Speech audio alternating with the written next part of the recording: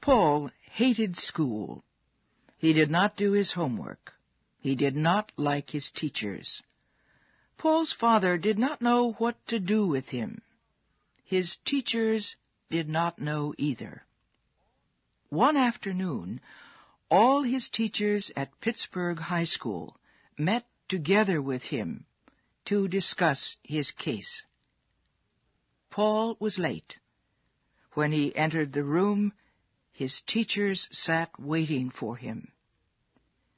He was tall for his age and very thin.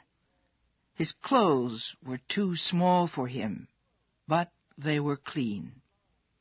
He had a bright red flower in the buttonhole of his black jacket.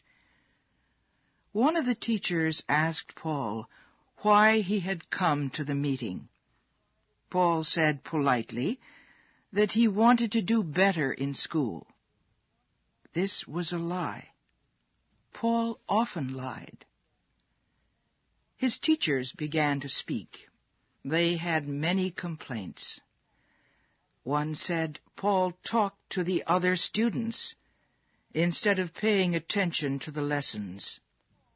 Another said Paul always sat in class with his hands covering his eyes.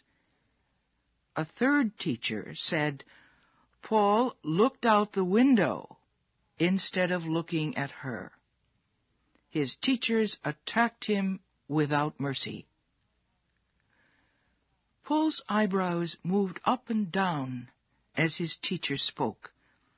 His smile never left his face, but his fingers shook as he touched the flower on his coat.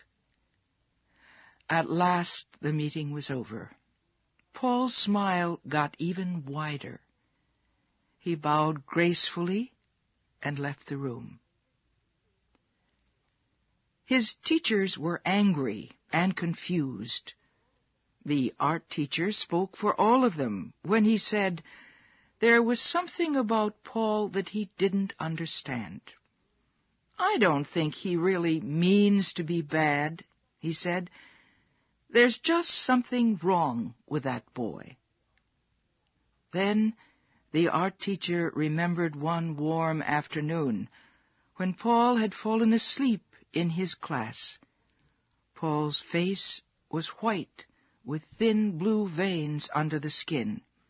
The boy's face looked tired and lined, like an old man's. His eyebrows moved up and down, even in his sleep. After he left the meeting, Paul ran down the hill from the school, whistling.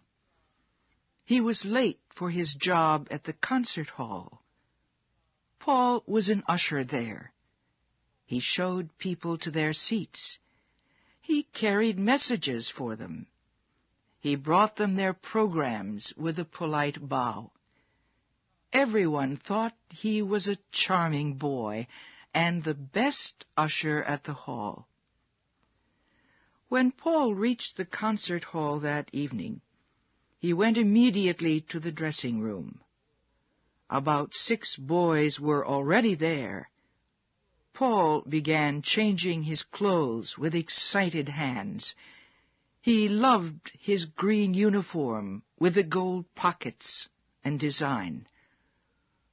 Paul rushed into the concert hall as soon as he had changed clothes. He ran up and down the hall, helping people. He became more and more excited. His face became pink, and his eyes seemed larger and very bright. He looked almost handsome. At last, everyone was seated. The orchestra began to play, and Paul sat down with a sigh of relief. The music seemed to free something in Paul's spirit. Then a woman came out and began to sing. She had a rich, strong soprano voice. Paul felt truly happy for the first time that day. At the end of the concert, Paul went back to the dressing room. After he had changed his clothes again, he went outside the concert hall. He decided to wait for the singer to come out.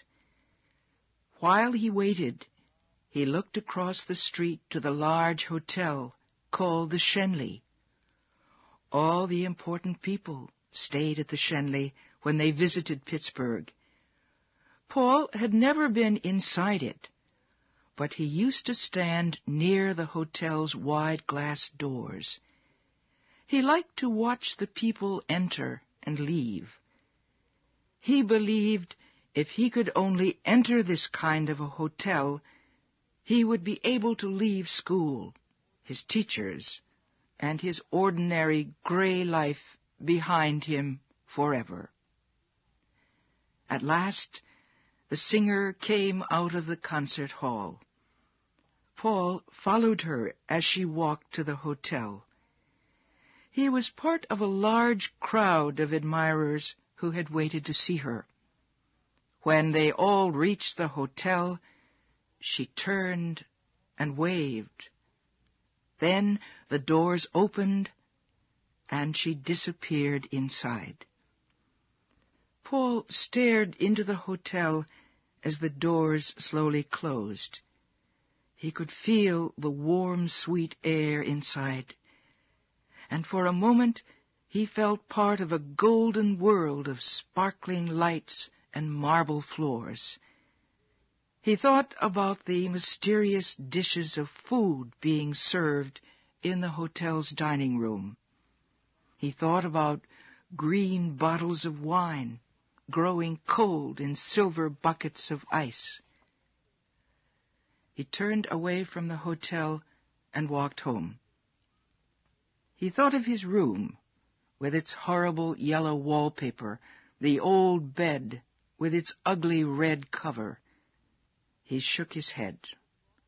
Soon he was walking down the street where he lived. All the houses on Cordelia Street were exactly alike. Middle-class businessmen had bought them for their families. All their children went to school and to church. They loved arithmetic. As Paul walked toward his house, he felt as if he were drowning in ugliness. He longed for cool colors and soft lights and fresh flowers. He didn't want to see his ugly bedroom or the cold bathroom with its cracked mirror and gray floor. Paul went around to the back of his father's house. He found an open window and climbed into the kitchen. Then he went downstairs to the basement. He was afraid of rats, but he did not want to face his own bedroom. Paul couldn't sleep. He sat on the floor and stared into the darkness until morning came. The following Sunday, Paul had to go to church with his family. Afterwards, everyone came home and ate a big dinner. Then all the people who lived on Cordelia Street came outside to visit each other. After supper, Paul asked his father if he could visit a friend to get some help with his arithmetic. Paul left the house with his school books under his arm, but he didn't go to his friend's house. Instead, he went to see Charlie Edwards.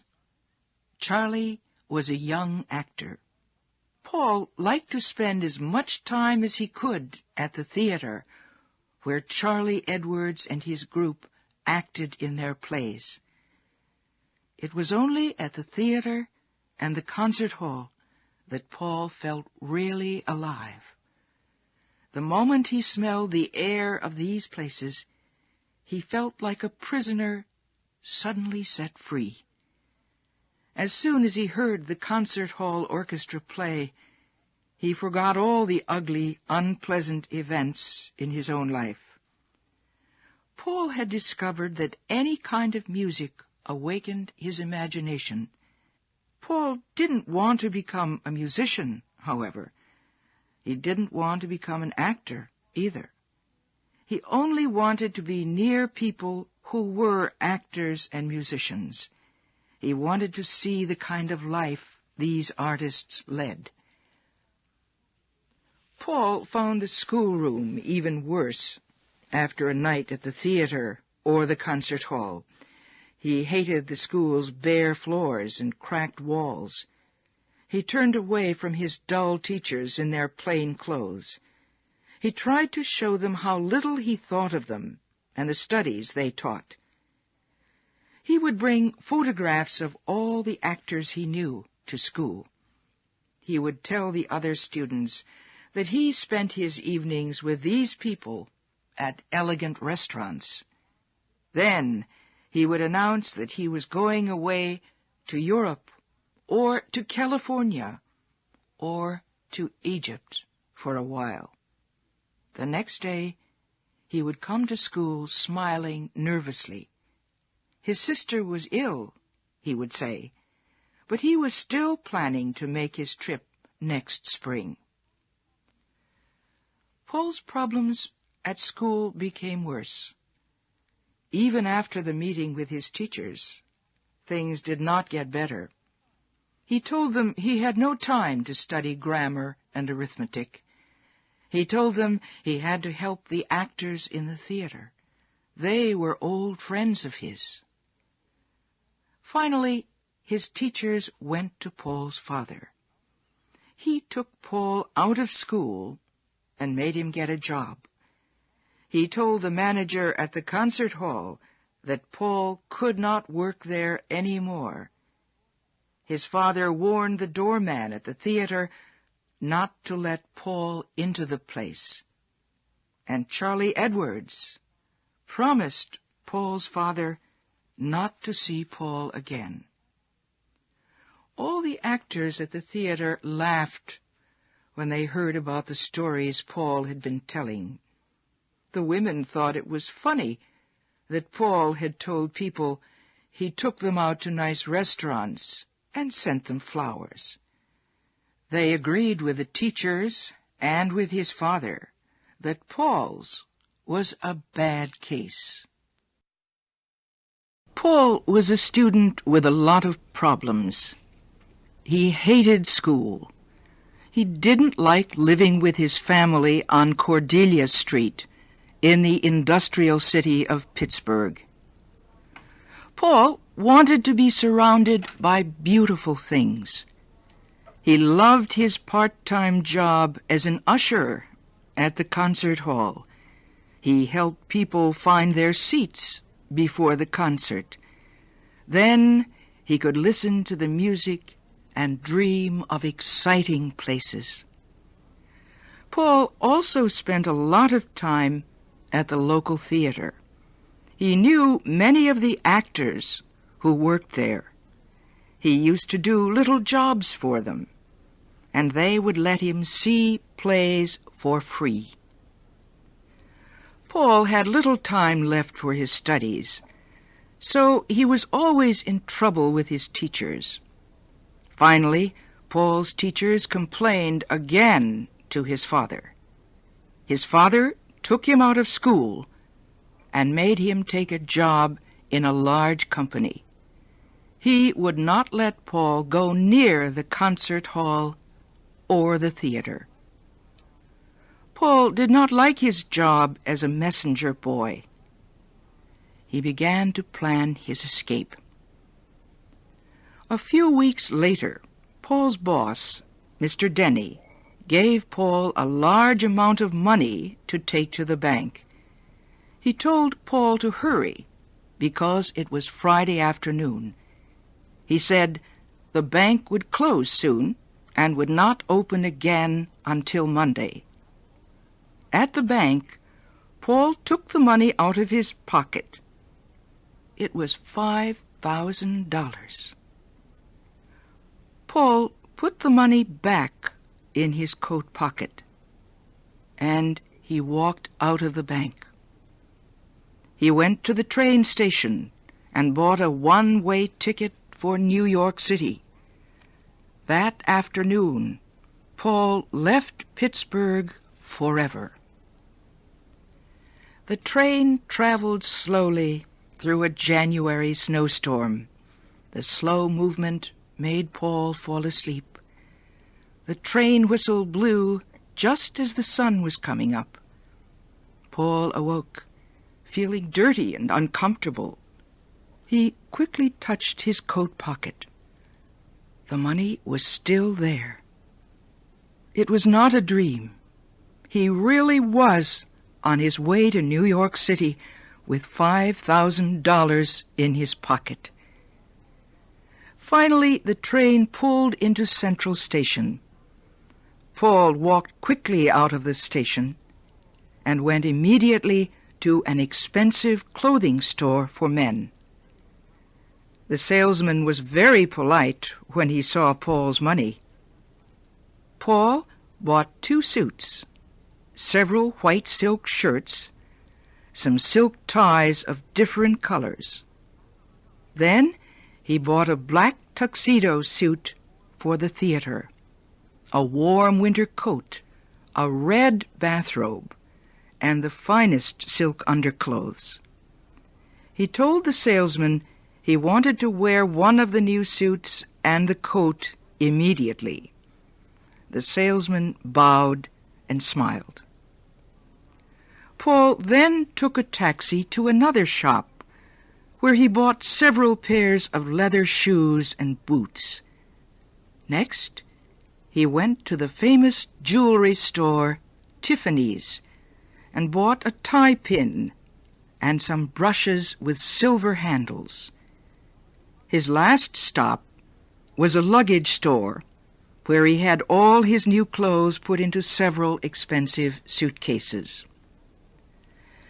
It was a little before 1 o'clock in the afternoon when Paul arrived at the Waldorf Astoria Hotel. The doorman opened the hotel's glass doors for Paul, and the boy entered. The thick carpet under his feet had the colors of 1,000 jewels. The lights sparkled from crystal chandeliers. Paul told the hotel clerk he was from Washington, D.C. He said his mother and father were arriving in a few days from Europe. He explained he was going to wait for them at the hotel. In his dreams, Paul had planned this trip to New York 100 times. He knew all about the Waldorf Astoria, one of New York's most expensive hotels. As soon as he entered his rooms, he saw that everything was perfect, except for one thing. He rang the bell and asked for fresh flowers to be sent quickly to his rooms. When the flowers came, Paul put them in water, and then he took a long, hot bath. He came out of the bathroom wearing the red silk bathrobe. Outside his windows, the snow was falling so fast that he could not see across the street. But inside, the air was warm and sweet. He lay down on the sofa in his sitting room. It had all been so very simple, he thought. When they had shut him out of the theater and the concert hall, Paul knew he had to leave. But he was surprised that he had not been afraid to go. He could not remember a time when he had not been afraid of something, even when he was a little boy. But now he felt free. He wasn't afraid any more. He watched the snow until he fell asleep. It was 4 o'clock in the afternoon when Paul woke up. He spent nearly an hour getting dressed. He looked at himself often in the mirror. His dark blue suit fit him so well that he did not seem too thin. The white silk shirt and the blue and lilac tie felt cool and smooth, under his fingers. He was exactly the kind of boy he had always wanted to be.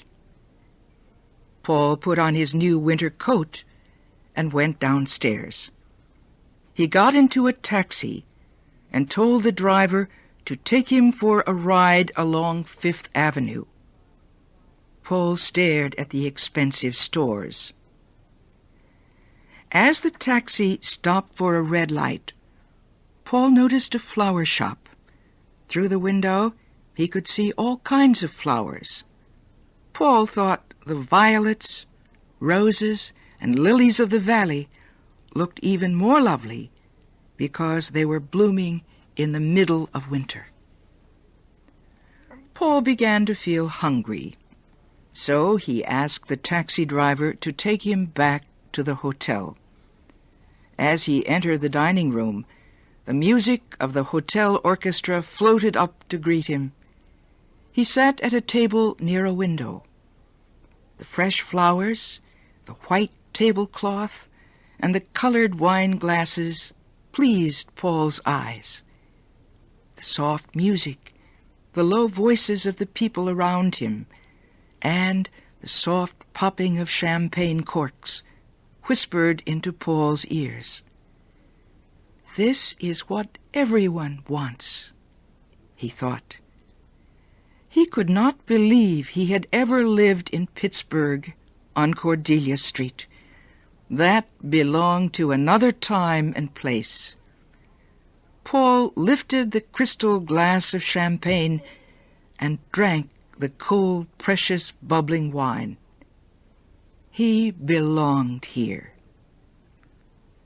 Later that evening, Paul put on his black tuxedo and went to the opera. He felt perfectly at ease. He had only to look at his tuxedo to know he belonged with all the other beautiful people in the opera house. He didn't talk to anyone, but his eyes recorded everything. Paul's golden days went by without a shadow. He made each one as perfect as he could. On the 8th day after his arrival in New York, he found a report in the newspaper about his crime. It said that his father had paid the company the $5,000 that Paul had stolen. It said Paul had been seen in a New York hotel. And it said Paul's father was in New York. He was looking for Paul to bring him back to Pittsburgh. Paul's knees became weak. He sat down in a chair and put his head in his hands. The dream was ended. He had to go back to Cordelia Street, back to the yellow-papered bedroom, the smell of cooked cabbage, the daily ride to work on the crowded streetcars. Paul poured himself a glass of champagne and drank it quickly. He poured another glass and drank that one too. Paul had a taxi take him out of the city and into the country. The taxi left him near some railroad tracks. Paul suddenly remembered all the flowers he had seen in a shop window his first night in New York. He realized that by now every one of those flowers was dead. They had had only one splendid moment to challenge winter. A train whistle broke into Paul's thoughts. He watched as the train grew bigger and bigger. As it came closer, Paul's body shook. His lips wore a frightened smile. Paul looked nervously around as if someone might be watching him. When the right moment came, Paul jumped. And as he jumped, he realized his great mistake. The blue of the ocean and the yellow of the desert flashed through his brain. He had not seen them yet. There was so much he had not seen. Paul felt something hit his chest. He felt his body fly through the air far and fast. Then everything turned black, and Paul dropped back into the great design of